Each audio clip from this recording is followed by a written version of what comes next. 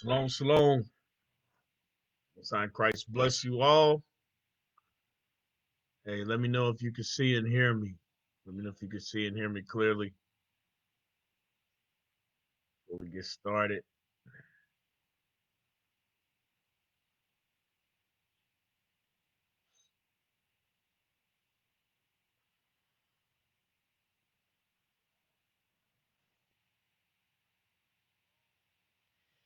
Happy Feast of Tabernacles. Happy Feast of Tabernacles. Oh, y'all that's tabernacling. We'll be keeping the rest of it here at home. We were out in the wilderness till the Lord opened the windows of heaven and poured much rain on us. Oh man, we I know my tent, we had a lake outside of my tent for uh for much of the night. So um but nonetheless to the most high we got to assemble, keep the feast, in the wilderness, at least for 3 nights. And it was good. It was good. So pray y'all in the spirit of the Feast of Tabernacles and dwelling in booths. So we're gonna do the 4 chapters a day reading. I'm Officer Kimmy Webb, Orlando Camp. Um, we are in the book of First Samuel. We're gonna read chapters 24 through 27. All right, 24 through 27. And as always, if you have questions, uh, pertaining to the reading at the end of the reading, you can submit them to the captains on the same IUIC 4 chapters a day platform. All right. So with that, we're gonna go ahead and get started. The book of First Samuel, chapter 24, and verse 1. And it came to pass when Saul was returned from following the Philistines that it was told him, saying, Behold, David is in the wilderness of Engedi. Then Saul took 3,000 chosen men out of all Israel and went to seek David and his men upon the rocks of wild goats. And he came to the sheepcotes by the way, where was a cave, and Saul went in to cover his feet, and David and his men remained in the sides of the cave. And the men of David said unto him, Behold, the day which the Lord said unto thee, Behold, I will deliver thine enemy into thine hand, that thou mayest do to him as it shall seem good unto thee. Then David arose and cut off the skirt of Saul's robe privily. And it came to pass afterward that David's heart smote him because he had cut off Saul's skirt.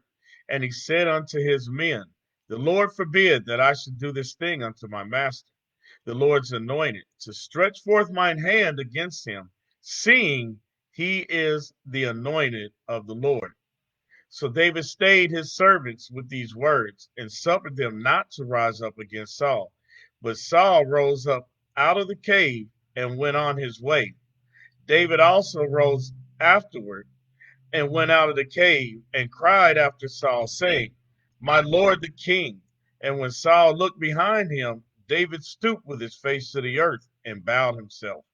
And David said to Saul, Wherefore hearest thou the men's words, saying, Behold, David seeketh thy hurt? Behold, this day thine eyes have seen how the Lord hath delivered thee today into mine hand in the cave. And some bade me to kill thee, but mine eyes spared thee. And I said, I will not put forth mine hand against my Lord. for he is the Lord's anointed. Moreover, my father, see, yea, the skirt of thy robe in my hand. For in that I cut off the skirt of thy robe and killed thee not. Know thou and see, there is neither evil nor transgression in my hand, and I have not sinned against thee. Yet thou huntest my soul to take it. The Lord judge between me and thee, and the Lord avenge me of thee, but mine hand shall not be upon thee. So, hey, thank you, Brother Benjamin. Thank you, Brother Benjamin, for getting on the scribing. So, what we see here is when we read in the prior chapters, we know that Saul was chasing after David, hunting after David to kill David. David had an opportunity to kill Saul, and he didn't. I'm going to go back and read verse 3 again, where it says, and he came to the sheepcotes by the way, and there was a cave, and Saul went in to cover his feet, and David his and David and his men remained in the sides of the cave. Now, when it says he went to cover his feet, I'm going to give you a precept so that you understand what that means. We're going to go to Judges chapter 3, verse 24 and 25. All right. Judges chapter 3, verse 24 and 25. Let's see the vulnerable position that Saul was in, and yet David spared his life. That way you'll understand that when David said you were delivered into my hand, but I didn't take your life. All right. Judges chapter 3, verse 24. It says, when he was gone out, his servants came, and when they saw that, behold, the doors of the parlor were locked, they said, surely he covereth his feet in the summer chamber. And they tarried till they were ashamed. Why were they ashamed? Because he was in there doing a number two. All right. He was he was in there taking a number two. All right. So when it says he covered his feet, it means he was in there taking a dump. All right. So let's go back to First Samuel chapter 3, chapter 24, verse 3. And he came to the sheepcotes by the way, where was a cave, and Saul went in to cover his feet, and David and his men remained in the sides of the cave. Verse 4. And the men of David said unto him, behold, the day of which the Lord said unto thee, behold, I will deliver thine enemy into thine hand, that thou mayest do to him as it shall seem good unto thee. Then David arose and cut off the skirt of Saul's robe privily. Now, we've gone over this before, but I'm going to bring it out again about the skirt. All right, so get your Zondervan. All right, get your Zondervan's Compact Bible Dictionary. We're going to go to page 136.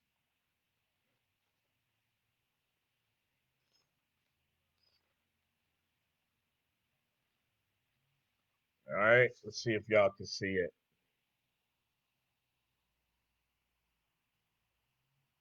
All right, so we're going to read about the skirt, okay? The skirt. Um, the basic garments in general use among the men of biblical times seem to have consisted of the inner tunic, the tunic coat, the girdle, and the cloak. Added to this was the headdress and the shoes or sandals. The word skirt, found a number of times in the Bible, KJV, usually refers to an article of male and not female clothing. Deacon Nathan did a class on this not too long ago. All right. So, an article of male and not female clothing, and has a number of meanings. Extremity, Ruth 3 and 9. Corner, okay, First Samuel 24 and 4. Him, Exodus 28:33. All right. So, First Samuel 24 and 4. And the men of David said unto him, Behold, the day which the Lord said unto thee, Behold, I will deliver thine enemy into thine hand. Now, who is being referred to as the enemy? His own people. Okay, Saul, remember, he was of the tribe of Benjamin, right? David being of the tribe of Judah. All right. It says, Behold, I will deliver thine enemy into thine hand, that thou mayest do to him as it shall seem good unto thee. Then David arose and cut off the skirt of Saul's robe privily. All right. So where we have our fringes and the borders of our garments. Okay. And as you see us when we out on the streets with our robes, he cut off that bottom part where the fringes are attached. All right. So now, I'll read verse 5 again. And it came to pass afterward that David's heart smote him because he had cut off Saul's skirt. And he said unto his men, The Lord forbid that I should do this thing unto my master, the Lord's anointed, to stretch forth mine hand against him, seeing he is the anointed of the Lord. So David stayed his servants with these words and suffered them not to rise against Saul. But when Saul rose up out of the cave and went on his way, David also arose afterwards and went out of the cave and cried after Saul, saying, My Lord the king. And when Saul looked behind him, David stooped with his face to the earth and bowed himself. So he reverenced Saul, even though Saul was trying to kill him. You know, that's why the Lord said David is a man after mine own heart. David maintained his integrity. Okay. Verse 9. And David said to Saul, Wherefore hearest thou the men's words, saying, Behold, David seeketh thy hurt. Behold, this day thine eyes have seen how the Lord hath delivered thee into mine hand in the cave. And some bade me kill thee, but mine eyes spared thee. And I said, I will not put forth mine hand against the Lord, for he is the Lord's anointed. Moreover, my father, see the skirt of thy robe in my hand. For in that I cut off thy skirt of thy robe, and I killed thee not. Know thou and see that there is neither evil nor transgression in my hand, and I have not sinned against thee, yet thou huntest my soul to take it. The Lord judge between me and thee, and the Lord avenge of me, but mine hand shall not be upon thee. As saith the proverb of the ancients, wickedness proceedeth from the wicked, but mine hand shall not be upon thee. After whom it is up, after whom is the king of Israel come out? After whom dost thou pursue? After a dead dog, after a flea? The Lord therefore be judged between The Lord therefore be judge, and judge between me and thee, and see and plead my cause, and deliver me out of thine hand. And it came to pass, when David had made an end of speaking these words unto Saul, that Saul said, Is this thy voice, my son David? And Saul lifted up his voice and wept. And he said to David, Thou art more righteous than I, for thou hast rewarded me good, whereas I have rewarded thee evil. And thou hast showed this day how that thou hast dealt well with me. For as much as when the Lord hath delivered me into thine hand, thou killest me not. For if a man find his enemy, will he let him go well away? Wherefore the Lord reward thee good, for thou hast done unto me this day. And now, behold, I know well that thou shalt surely be king, and that the kingdom of Israel shall be established in thine hand. So Saul was making an acknowledgement there because he saw the righteousness of David. He said, And now, behold, I know well that thou shalt surely be king, and that the kingdom of Israel shall be established in thine hand. Let's get Isaiah 32 and 1. We get the book of Isaiah 32 and 1. Okay, and it says, Behold, a king shall reign in righteousness, and princes shall rule in judgment. Okay? A king shall reign in righteousness. And that's what we were seeing here, that Saul was making the acknowledgement that David was operating in righteousness. All right. Let's go back. 1 Samuel chapter 24, verse 21. It says, Swear now, therefore, unto me by the Lord, that thou wilt not cut off my seed after me, and that thou wilt not destroy my name out of my father's house. And David sware unto Saul, and Saul went home, but David and his men got them up unto the hold. Okay, so David showed David showed much restraint, um, respect unto his elder. You know, um, that's something that some of us struggle with today. We need to use this as an example, um, because the Lord was dealing with David. Okay, even though he saw that Saul was acting wickedly and strange with him when he had the opportunity to kill Saul, he wouldn't do it. All right. Let's go to 1 Samuel chapter 25, 25 and verse 1. And Samuel died, and all the Israelites were gathered together and lamented him and buried him in the house of Ramah. And David arose and went down to the wilderness of Paran.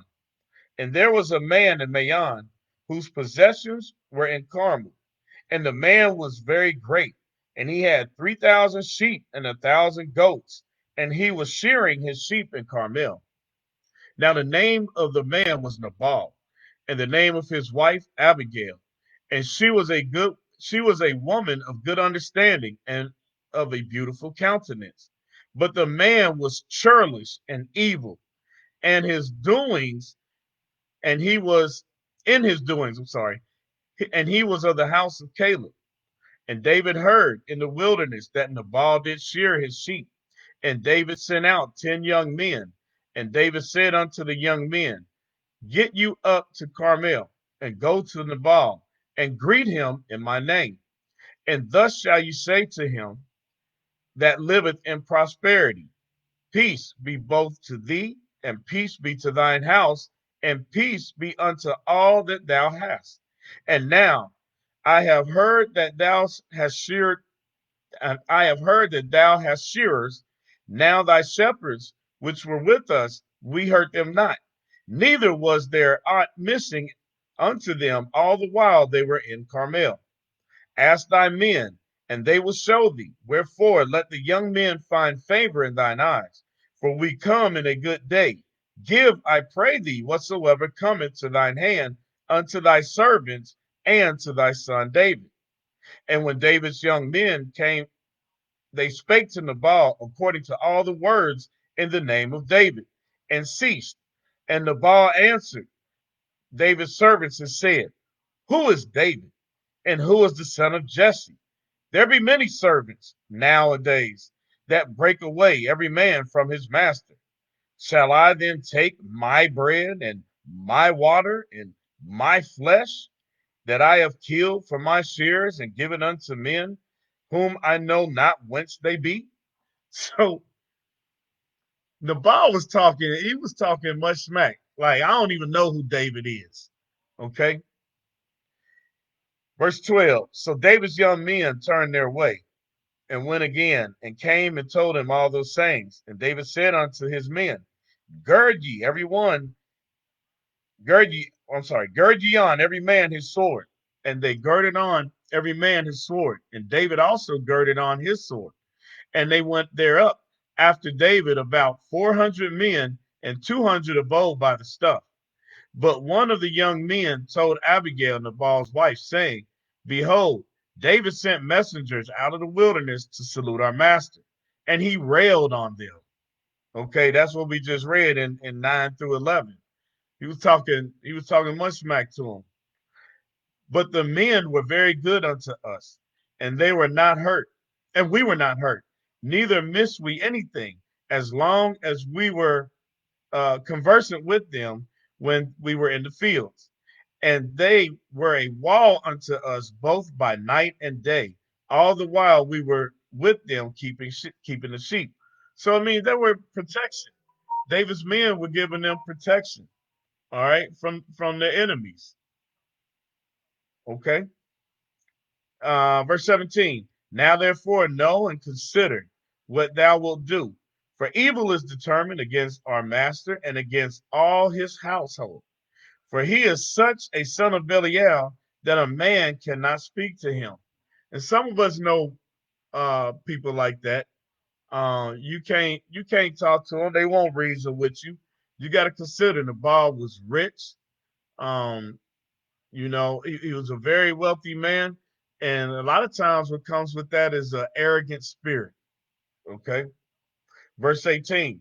Then Abigail made haste and took 200 loaves and 2 bottles of wine and 5 sheep ready dressed and 5 measures of parched corn and 100 clusters of raisins and 200 cakes of figs and laid them on asses. And she said unto her servants, Go on before me. Behold, I come after you. But she told not her husband Nabal. And it was so, as she rode on the ass, that she came down by the covert of the hill. And behold, David and his men came down against her, and she met them. Now David had said, Surely in vain have I kept all that this fellow hath in the wilderness, so that nothing was missed of all that pertaineth unto him. And he hath requited me evil for good. So and more also do God unto the enemies of David, if I leave of all that pertain to him by the morning light any that pisseth against the wall. Meaning the men. David came with malice intent. He's like, oh, I'm coming to destroy the men out of his house. And when Abigail saw David, she hastened and lighted off the ass and fell before David on her face and bowed herself to the ground and fell at his feet and said, Upon me, my Lord, upon me let this iniquity be, and let thine handmaid, I pray thee, speak in thine audience and hear the words of thine handmaid. So she said, now she's not the one that did anything wrong, but she said, Upon me let this iniquity be. She was being that pillar of rest. She was taking on that iniquity, and she was using that wisdom. Because remember, the scriptures say that she was a woman of good understanding. So she was using wisdom to protect her house. All right. She didn't say, yeah, go kill him because he's a nig. You know what I'm saying? That's what some of our that's what some of the women today would do. They'll be ready to to turn you over to your enemy to get destroyed. All right, let me read that again. Verse 24. And he fell at his feet and said, Upon me, my Lord, upon me let this iniquity be, and let thine handmaid, I pray thee, speak in thine audience, and hear the words of thine handmaid, and let not my Lord, I pray thee, regard this man of Belial, even Nabal, for as his name is, so is he. Nabal is his name, and folly is with him, but I, thine handmaid, saw not the young men of my Lord, whom thou didst send. So she's saying, I didn't see the men coming down, because she would have stepped in and would have done something to protect her house. She didn't know that Nabal railed on the men. All right. Before we go any further, I want to get First Peter. I want to show y'all something, especially the sisters. First Peter, chapter 3.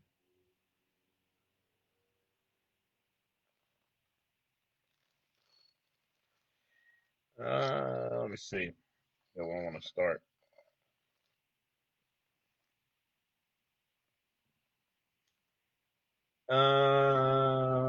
Actually, I want to start at 2. I want to read 2 and 18, and then we're gonna jump down to chapter 3 and 1. It says, Servants, be subject to your masters without fear, not only to the good and gentle, but also to the froward. For this is thankworthy if a man for conscience toward God endured grief, suffering wrongfully. Okay? So, servants, be subject unto your masters with all fear, not only to the good and the gentle, but to the froward, to those that are like Nabal. Okay? Jump down to chapter 3, verse 1. Likewise, meaning the same as. Likewise, ye wives, be in subjection unto your own husbands, that if any obey not the word, they also may without the word be won by the conversation of the wives, while they behold your chaste conversation cover, coupled with fear. Okay, this is what um Abigail was putting into place. Okay, her Lord was, it said he was evil, he was churlish. Okay, so not just to the good and the gentle, but also to the froward. And you know what? Her actions, her conversation is what she was displaying when she made all the cakes and all the food, when she made this feast for David, when she heard that David was coming, and she brought those things down to meet David. This was her good conversation or her good behavior, her good actions. Because what was she trying to do? She was trying to spare her house. All right. So she said, let me take upon this iniquity. Okay. So that's just a little lesson for some of our wives that got to understand that, you know what, if if you feel like your Lord is out of the spirit, then instead of you going railing for railing with him, what are you gonna do? Your behavior should be able to win him over. Your behavior should be able to have him be like, you know what, I'm tripping, I'm bugging. You know what I'm saying? I got a good wife. I got a wife that's keeping the commandments. I got a wife that's uh she's still in that humble spirit, showing me that I'm out of the spirit. Okay. Instead of um provoking, okay, because a lot of women, they can provoke with their mouths, talk slick with their mouths to their lords, and then what you got? You got an unhappy household because you got people that basically hate each other living under the same roof. Okay, and let's see what it got, Abigail. Let's see what the end was. All right, so let's go back. First Samuel chapter 25 and verse 26. Now therefore, my Lord, as the Lord liveth, and as thy soul liveth, seeing the Lord hath withholden thee from coming to shed blood, and from avenging thyself with thine own hand, now let thine enemies and they that seek evil to my Lord be as Nabal. Now this blessing which thine handmaid hath brought unto my Lord, let it even be given unto the young men that follow my Lord. I pray thee, forgive the trespass of thine handmaid. You see what she's saying? Forgive the trespass of my handmaid. Now, it's the ball that was the one that was out of the spirit. Okay. But again, that Chase conversation, that she's stepping up for her household to protect her household. So she says, I pray thee, forgive the trespass of thine handmaid, and the Lord will certainly make my Lord a sure house, because my Lord fighteth the battles of the Lord, and evil hath not been found in thee all thy days. Yet a man is risen to pursue thee, and to seek thy soul. But the soul of my Lord shall be bound in the bundle of life with the Lord thy God. And the souls of thine enemies, them shall he sling out, as out of the middle of a sling. And it shall come to pass, when the Lord shall have done to my Lord according to all the good that he has spoken concerning thee, and shall have appointed thee ruler over Israel, that this shall be no grief unto thee, nor offense of heart unto my Lord, either that thou hast shed blood causeless, or that my Lord hath avenged himself. But when the Lord shall have dealt well with my Lord, then remember thine handmaid. And David said to Abigail, Blessed be the Lord God of Israel, which sent thee this day to meet thee. And blessed be thy advice, and blessed be thou, which hast kept me this day from coming to shed blood, and from avenging myself with mine own hand. For in very deed, as the Lord God of Israel liveth, which hath kept me back from hurting thee, except thou hast except thou hadst hasted to come to meet me, surely there had not been left unto Nabal by the morning light any that pisseth against the wall. So David received of her hand that which she had bought him, and said unto her, Go up in peace to thine house. See, I have hearkened to thy voice, and have accepted thy person. And Abigail came to Nabal, and behold, he held a feast in his house, like a feast of a king. And Nabal's heart was merry within him, for he was very drunken. Wherefore she told him nothing less or more until morning light. But it came to pass in the morning, when the wine was gone out of Nabal, and his wife told him these things, that his heart died within him, and he became as a stone. Because remember, he railed on David's men, talking about who was David? Who was the son of Jesse? I don't know who you talking about. But then when uh when his wife told him in the morning when he sobered up, you know that David, you say you ain't know who he was, the king coming down here. He was gonna destroy us. He was gonna kill everybody. It said that his heart died within him and became as a stone. And it came to pass about 10 days after that the Lord smote Nabal that he died. And when David heard that Nabal was dead, he said, Blessed be the Lord that hath pleaded my cause, or pleaded the cause of my reproach from the hand of Nabal, and hath kept his servant from evil. For the Lord hath returned the wickedness of Nabal upon his own head. And David sent and communed with Abigail to take her to him to wife. And when the servants of David were come to Abigail to Carmel, they spake unto her, saying, David sent us to thee to take thee to him to wife. And she arose and bowed herself on her face to the earth, and said, Behold, let thine handmaid be a servant to wash the feet of thy servants, of the servants of my Lord. Excuse me. So she rose up and washed the servants that came and delivered the good tidings feet. I don't know no sisters right now that is gonna wash the feet of the servants. All right, that's a very humble act right there. All right, and I know we may say I'll do it, but David's men came to get her to bring her to him, and she was probably very joyous and glad because you know a woman living with a man that's a nig for a long time.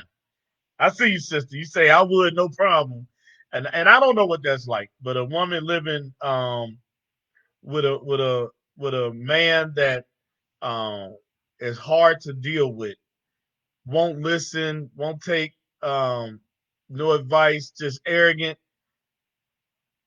maybe verbally abusive. She was relieved of that thing when Nabal died. All right. So anyway, verse 42. And Abigail hasted and arose and rode upon an ass with 5 damsels of hers that went after her. And she went after the messengers of David and became his wife. David also took Ahinoam of Jezreel, and they were also both of them his wives. But Saul had given Michal, his daughter, David's wife, to Phalti, the son of Laish, which was of Galim. All right, so chapter 26 went into Nabal and Abigail, and basically Nabal dissing David. David coming to uh, avenge himself against Nabal, but because of the wisdom in Nabal's wife Abigail, that stayed David from shedding blood. David was thankful. Nabal died, and David took Nabal's wife Abigail to wife. All right. So let's go to verse or chapter 26 and verse 1. And the Ziphites came unto Saul to Gibeah, saying, Doth not David hide himself in the hill of Hakilah, or Hakilah, which is before Jeshimon? Now, right here, we're going back. So, verse 26 is picking up on what we read in chapter 23. So, just to refresh our memory, I'm going to go back to 23 and 19. All right, First Samuel chapter 23 and verse 19, when it says, Then came up the Ziphites to Saul to Gibeah, saying, Does not David hide himself with us in the strongholds in the wood, in the hill of Hakilah, which is on the south of Jeshimon? Now therefore, O king, come down according to all the desire of thy soul to come down, and our part shall be to deliver him into the king's hand. Okay, so that's where we picking back up now in chapter 26. All right, so we're gonna go back for Samuel 26 and verse 2. Then Saul arose and went down to the wilderness of Ziph, having 3,000 chosen men of Israel with him, to seek David in the wilderness of Ziph. And Saul pitched in the hill of Hakilah, which is before Jeshimon, by the way. But David abode in the wilderness, and he saw that Saul came after him into the wilderness. David therefore sent out spies, and understood that Saul was come in very deed. And David arose and came to the place where Saul had pitched. And David beheld the place where Saul lay, and Abner the son of Ner, the captain of his host, and Saul lay in the trench, and the people pitched round about him. Then answered David and said to Ahimelech the Hittite, and to Abishai the son of Zeruiah, the brother of Joab, saying, Who will go down with me to Saul to the camp? And Abishai said, I will go down with thee. So David and Abishai came to the people by night, and behold, Saul lay sleeping within the trench, and his spear stuck in the ground at his bolster. But Abner and the people lay round about him. Okay, so he's in the trench, and his people laying round about him as protection. All right, to the king. Then said Abishai to David, God hath delivered thine enemy into thine hand this day. Now therefore, let me smite him, I pray thee, with the spear, even to the earth at once, and I will not smite him the second time. And David said to Abishai, Destroy him not, for who could stretch forth his hand against the Lord's anointed and be guiltless? David said, Furthermore, as the Lord liveth, the Lord shall smite him, or his day shall come to die, or he shall descend into battle and perish. For the Lord forbid that I should stretch forth my hand against the Lord's anointed. But I pray thee, take thou now the spear that is at his bolster and the cruse of water, and let us go. So David took the spear and the cruse of water from Saul's bolster, and they gat them away, and no man saw it, nor knew it, neither awake, for they were all asleep, because a deep sleep from the Lord was fallen upon them. Then David went over to the other side and stood on the top of an hill afar off, a great space being between them. And David cried to the people and to Abner the son of Ner, saying, Answerest thou not, Abner? Then Abner answered and said, Who art thou that criest to the king? And David said to Abner, Art now thou a valiant man? And who is like thee and who is like to thee in Israel? Wherefore then hast thou not kept thy lord the king? For there came one of the people in to destroy the king thy lord. This thing is not good that thou hast done. As the Lord liveth, ye are worthy to die, because ye have not kept your master, the Lord's anointed.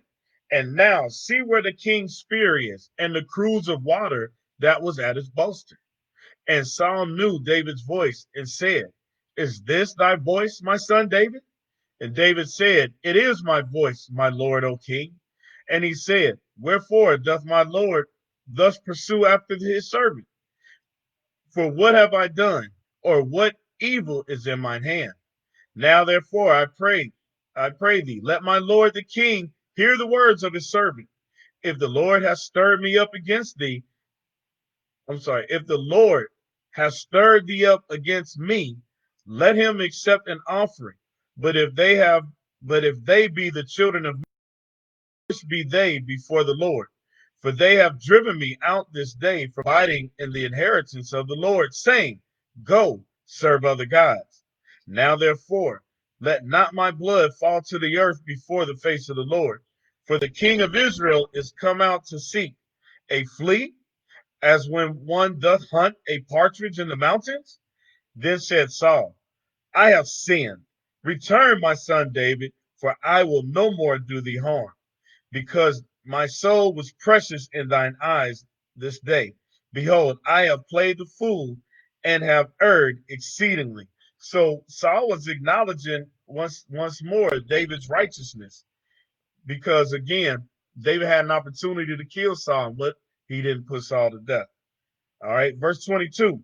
And David answered and said, Behold the king's spear, and let one of the young men come over and fetch it. The Lord rendered to every man his righteousness and his faithfulness. For the Lord delivered thee into my hand today, but I would not stretch forth mine hand against the Lord's anointed. And behold, as thy life was much set by this day in mine eyes, so let my life be such be much set be much set by in the eyes of the Lord, and let him deliver me out of all tribulation. Then Saul said to David, Blessed be thou, my son David. Thou shalt both do great things, and also shalt still prevail. So David went on his way, and Saul returned to his place. Okay, so that was chapter 26. We saw that David again had an opportunity to kill Saul, but he showed again compassion and restraint and fear of the Lord. He said, I'm not going to kill the Lord's anointed. Uh, that's where we got to get to as far as brotherly love, where we see each other, we see Christ in each other. That's what our nation is lacking. That's why we got to be that example. All right, brothers. So, um, again, David being that example, he spared Saul's life. All right. So this is First Samuel chapter 27 and verse 1. And David said in his heart, I shall now perish one day by the hand of Saul. There is nothing better for me than that I should speedily escape into the land of the Philistines. And Saul shall despair of me to seek me any more in any coast of Israel. So shall I escape out of his hand. And David arose, and he passed over with the 600 men that were with him unto Achish, the son of Maach, king of Gath. And David dwelt with Achish at Gath, he and his men, every man with his household, even David with his two wives, Ahinoam the Jezreelitess, and Abigail the Carmelitess, Nabal's wife. And it was told Saul that David was fled to Gath, and he sought him no more again for him. Where was it? Okay, verse 5. Verse 5. And David said unto Achish, If I have found grace in thine eyes, let them give me a place in some town in the country, that I may dwell there. For why should thy servant dwell in the royal city with thee? Then Achish gave him Ziklag that day, wherefore Ziklag pertaineth unto the kings of Judah unto this day. And the time that David dwelt in the country of the Philistines was a full year and 4 months. And David and his men went up and invaded the Gershurites and the Gezrites and the Amalekites, for those nations were of old the inhabitants of the land, as thou goest ashore even unto the land of Egypt. And David smote the land, and left neither man nor woman alive, and took away the sheep, and the oxen, and the asses, and the camels, and the apparel, and returned and came to Achish. And Achish said, Whither have ye made a road today? And David said, Against the south of Jordan, and against the south of the Jerahmeelites, and against the south of the Kenites. And David saved neither man nor woman alive to bring tidings to Gath, saying, Lest they should tell on us, saying, So did David, and so will he be, and so will be his manner all the while he dwelleth in the country of the Philistines. And Achish believed David, saying, He hath made his people Israel utterly to abhor him. Therefore he shall be my servant forever. All right. So that will conclude First Samuel chapter 24 through 27. All right. In verse 27, um, David departed out of the presence of Saul and dwelt with Achish in the land of the Philistines in Gath. Okay. All right. So with that, family, I'm gonna say shalom. Remember, um, that we have classes 3 times a day, 7 days a week. I pray that you all are still out there keeping the Feast of Tabernacles, enjoying yourselves, enjoying brotherly love with your people. All right, keeping the commandments of the Lord. All right, if you have any questions, remember, just come on to the 4 chapters a day and submit your questions to the captains and they will answer them. All right. So with that, I'm gonna say shalom again. Officer Kimmy Well, the Orlando camp. Most High Christ bless you all.